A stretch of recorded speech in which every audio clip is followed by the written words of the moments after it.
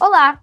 Voltamos para mais um episódio do Até à Tona. Eu sou a Rax e eu estou aqui com duas convidadas muito especiais e esse é um programa para você que quer saber mais sobre análise transacional. A gente vai falar sobre as vozes nas nossas cabeças. Lembrando que esse é o segundo episódio de um total de 4 muito especiais que estão sendo produzidos com os especialistas da Atona, para falar sobre análise transacional, para quem é, como funciona, do que se alimenta, como vivem os analistas transacionais. Eu estou aqui novamente na companhia da Luciana e da Simone. Olá, Rax, tudo bem com você? Tudo certo. E aí, Simone? Tudo certo, super animada para a nossa conversa de hoje, porque o tema realmente promete.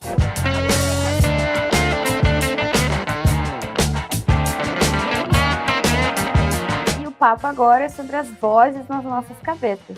Quem pode começar falando primeiro o que são, afinal, os estados de ego?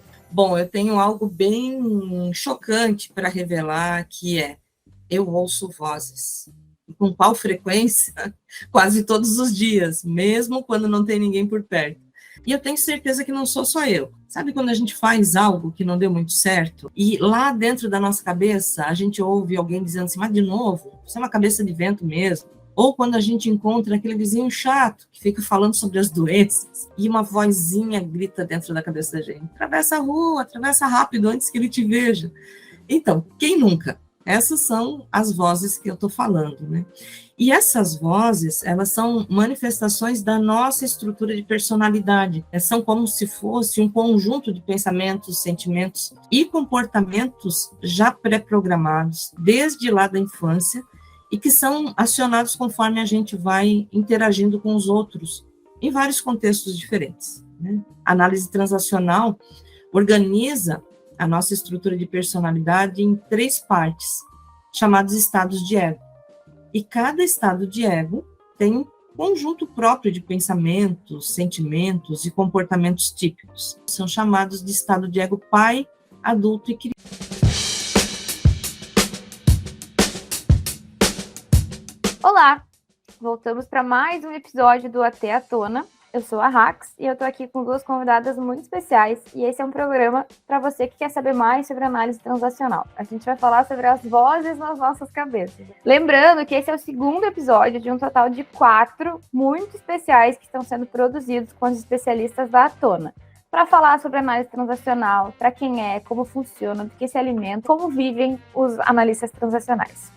Eu estou aqui novamente na companhia da Luciana e da Simone. Olá, Rax, tudo bem com você? Tudo certo. E aí, Simone? Tudo certo, super animada para a nossa conversa de hoje, porque o tema realmente promete.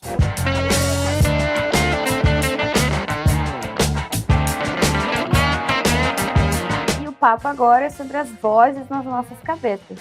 Quem pode começar falando primeiro o que são, afinal, os estados de ego? Bom, eu tenho algo bem chocante para revelar, que é: eu ouço vozes.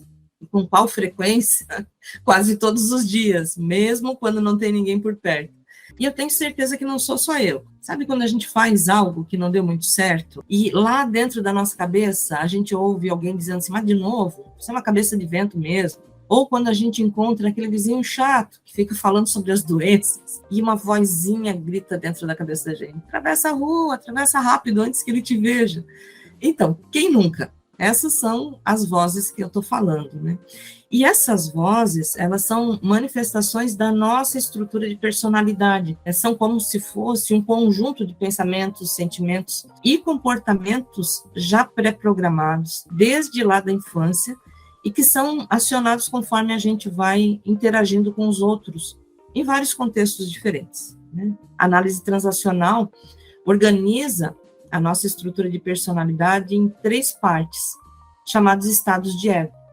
E cada estado de ego tem um conjunto próprio de pensamentos, sentimentos e comportamentos típicos. São chamados de estado de ego pai, adulto e criança. Quando a gente pensa no estado de ego pai, a gente traz informações do que a gente aprendeu sobre quem a gente é, sobre quem é o outro e quem é o mundo. Então, esse aprendizado vai acontecendo à medida que a gente vai interagindo com o que a gente chama de figuras parentais. Por quê? Falar em estado de ego pai com esse nome pode fazer uma alusão ao meu pai, ao seu pai, figura masculina, e não se trata disso.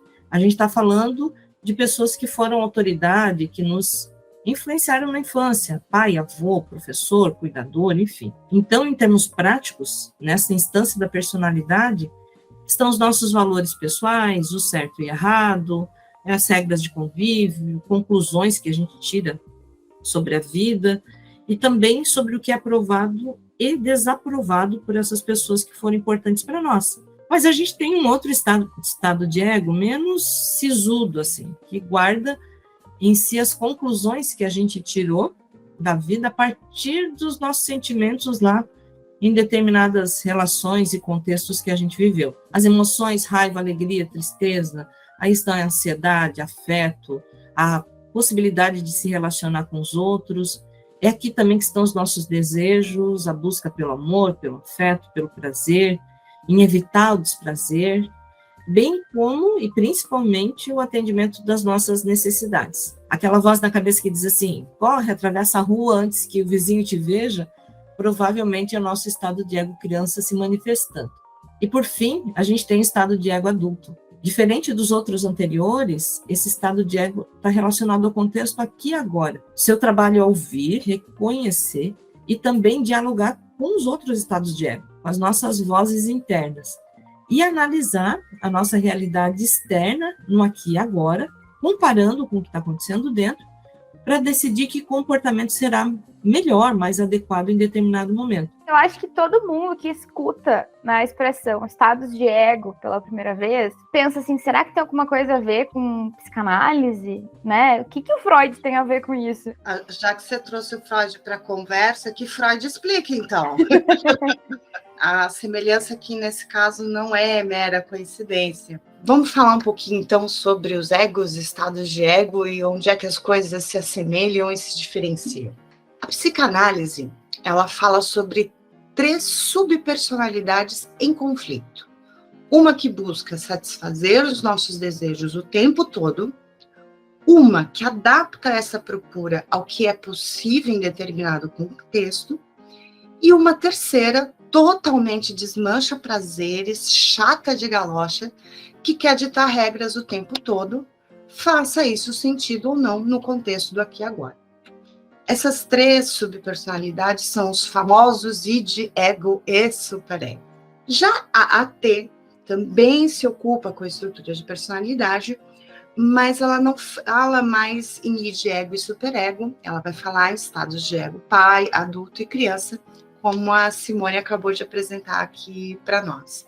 Só que a estrutura e a função dessas instâncias de personalidade foram encaradas de um modo um pouco diferente do que a psicanálise lá nos seus princípios. Lu, não quero te interromper, mas já te interrompendo. Existe algum paralelo entre esses 3 fatores em cada lado ou nada a ver?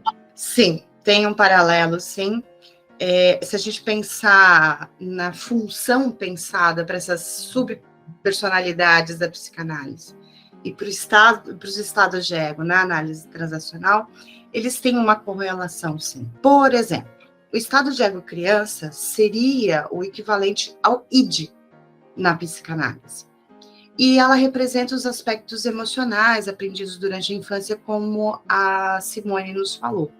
Lembrando que o id fala daquela busca pelo prazer, pela necessidade o tempo todo. A análise transacional pega essa ideia, esse conceito e amplia um pouco, né? Dizendo que isso não é algo que fica só no nível inconsciente, mas que isso vem à tona conscientemente muitas vezes. Já para o estado de ego pai, o mais próximo seria o conceito de superego. Aquele chato de galochas que o Freud falava, que fica querendo desmanchar todo o prazer que a gente tem na vida. Então, a AT resgata esse conceito, trazendo ele para o nível consciente e também dando ênfase a que ele não é só um desmancha prazeres, mas que ele também tem uma função importante de regulação, de trazer parâmetros de vivência em sociedade, por exemplo. Ele também tem algo a contribuir nos nossos comportamentos.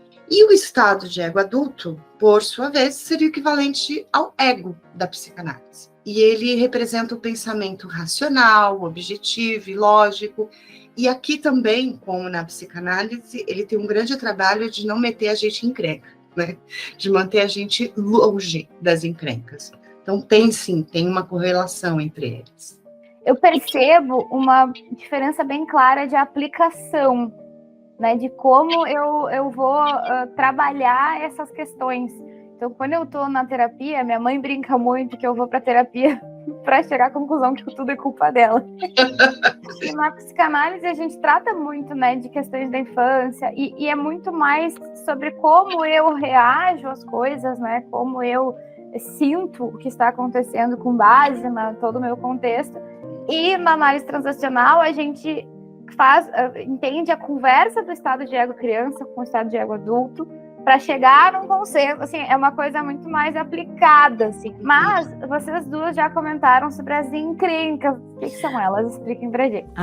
Vendo o funcionamento dos estados de ego, se espera que eles trabalhem em harmonia entre si, cada um contribuindo com o seu conjunto de informações, né?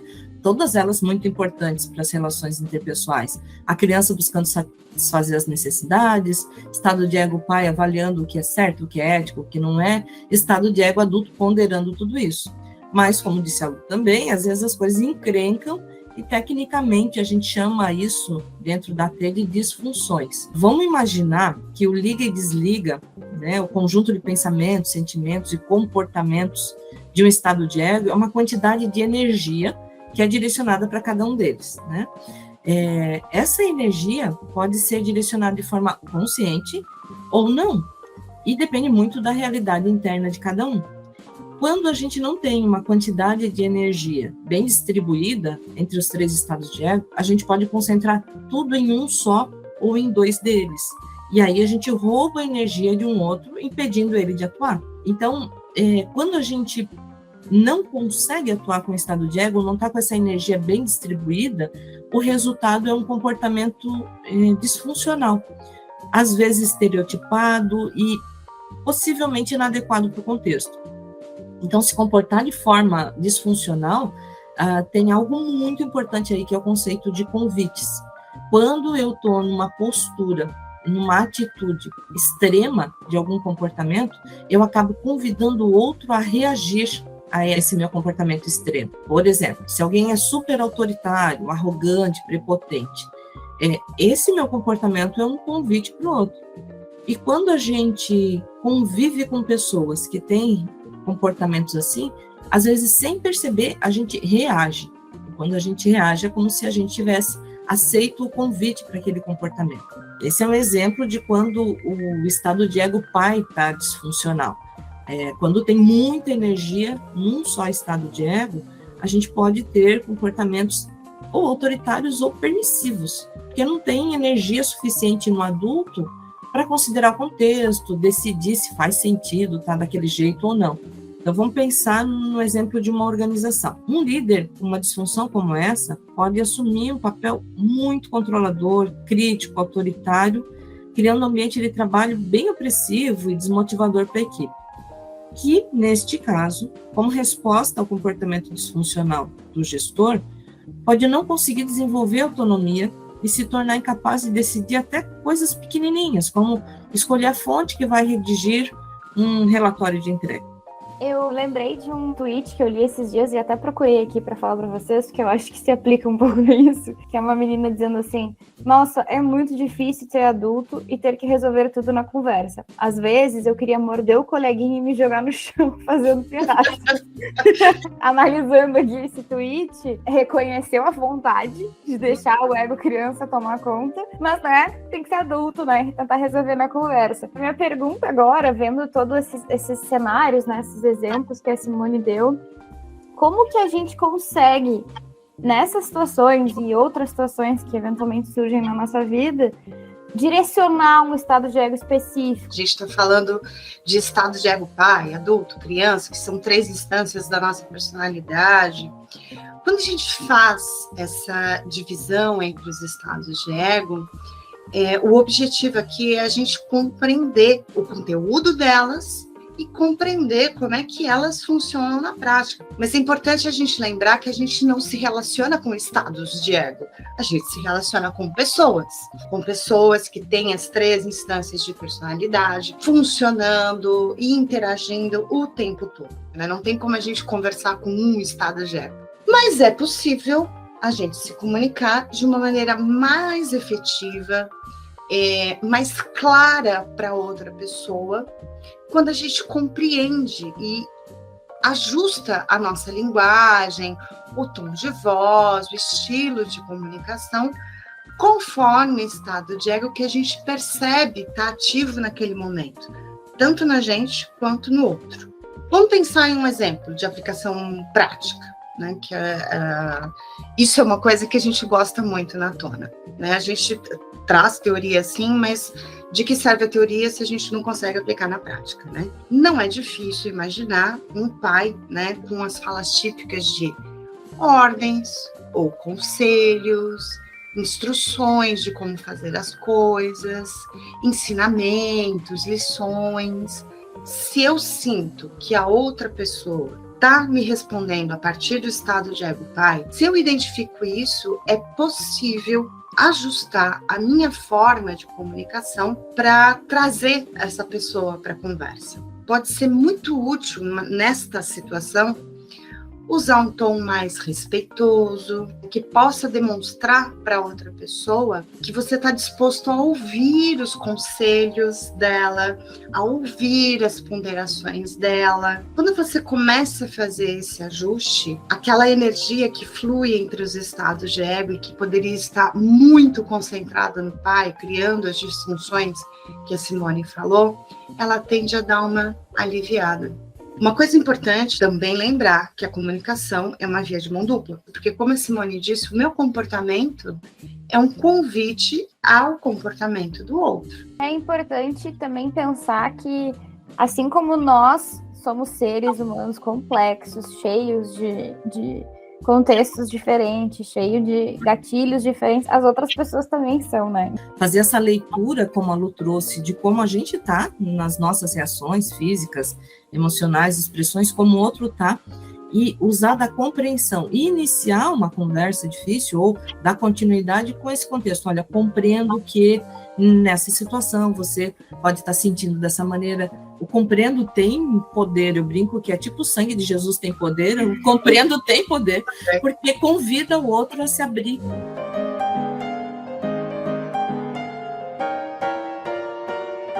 É muito a questão do consciente e inconsciente. Às vezes, o inconsciente vai primeiro, né? Ele falou já foi, e assim, para a vida, né? Para qualquer coisa, para psicanálise, para análise transacional, para um relacionamento, para as amizades. Como lidar, assim, com essa trava, assim, né? Do consciente para o inconsciente, assim.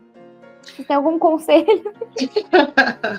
A AT observa e resgata essa ideia, nos dizendo, olha, ok, muito do que está ali é inconsciente, sim. Por isso que a gente tem comportamentos quando vê, já xingou o vizinho, quando vê, já brigou com o cachorro, né? E aí tem que voltar atrás e pedir desculpas, né? A AT nos traz essa possibilidade de trazer essas instâncias à consciência.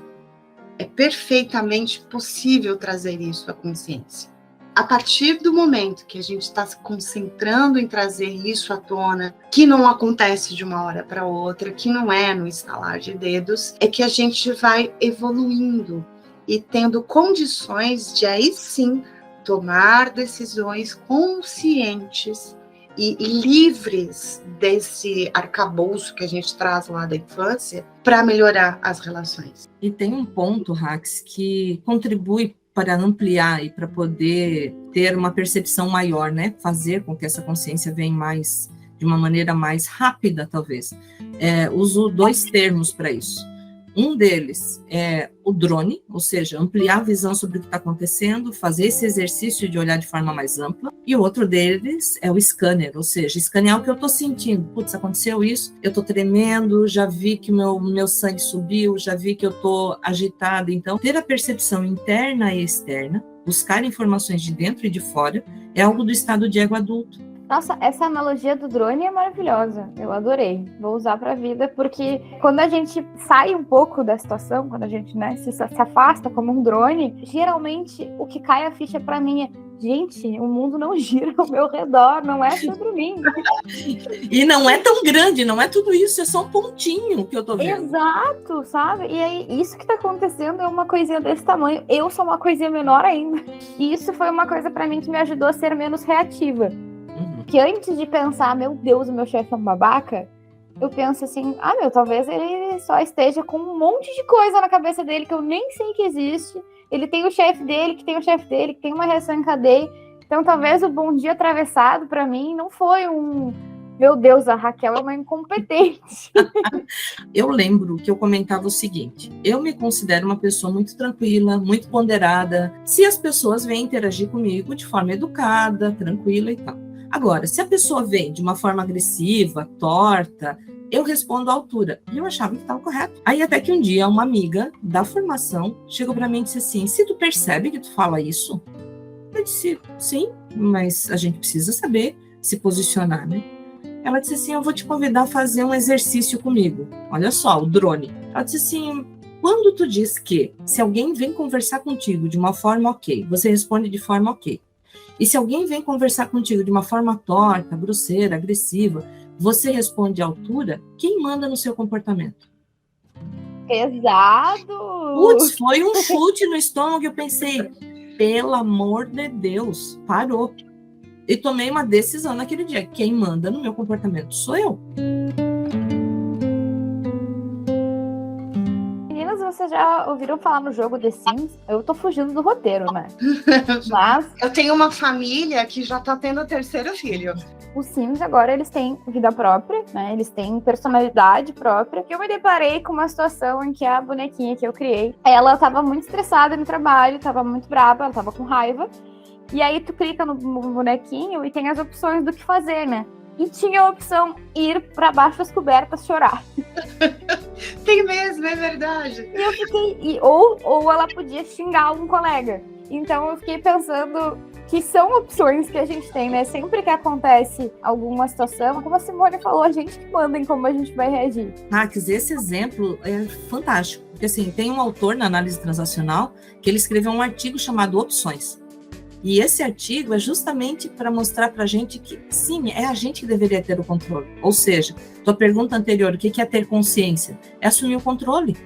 É não deixar no piloto automático. Tem uma coisa muito bacana no The Sims, eu adorei que você trouxe o assunto, que tem a ver com a lógica do jogo, a relação. Quanto mais você se relaciona no joguinho, no The Sims, com mais pessoas e de forma positiva, porque você também escolhe se você vai se relacionar de uma forma positiva ou negativa, mais você evolui, mais o teu bonequinho aprende, mais conquistas ele tem. Eu achei isso muito bacana. Então, a moral de todo esse papo aí falando sobre The Sims é um grande marketing pro jogo. Mas é Paga nós! Estamos abertos aqui. Mas, brincadeiras à parte, é um exercício bem divertido de fazer. Eu vejo que muitos adultos jogam The Sims, não é um jogo para criança, assim como era na minha época de criança, quando tinha o primeiro The Sims. Então fica aí a dica para baixar, dar uma jogada, entender um pouco as relações. E eu queria agradecer de novo por esse papo, meninas. É sempre